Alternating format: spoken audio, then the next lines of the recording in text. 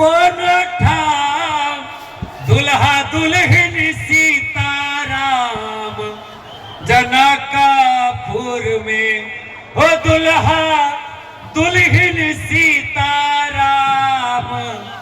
जनकापुर में ते हम ना करवई ककरो आस ए हम ना करवई